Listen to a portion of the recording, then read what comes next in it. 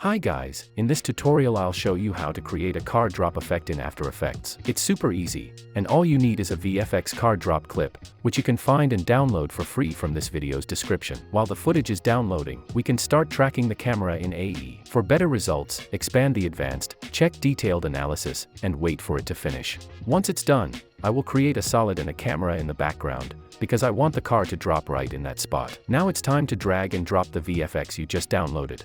Enable 3D on it, then select the track solid layer, press P on your keyboard to reveal its position, copy it, and paste it onto the card drop VFX. Let's scroll a bit so we can see it and then adjust the scale, rotation, and position until it looks just right.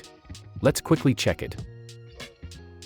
Looks so cool. Just a few things left to fix and we're done. First, toggle off the track solid layer since we don't need it anymore. Now we need to make the car drop behind the grass in our car. Duplicate your original clip and move it above the car drop VFX. Make sure to delete the 3D camera tracker effect from it. Then scroll to the very beginning of that layer, select the Roto Brush tool, and double-click on the layer. I'll rotoscope the grass, since the car falls right behind it, along with the car and the rest of the foreground.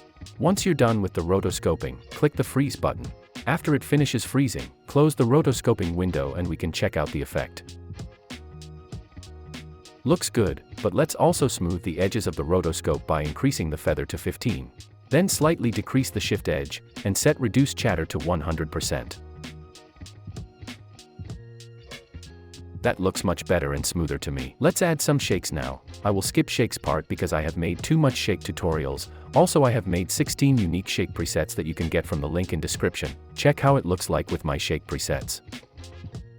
Hope this video was helpful. Thanks for watching and like the video please.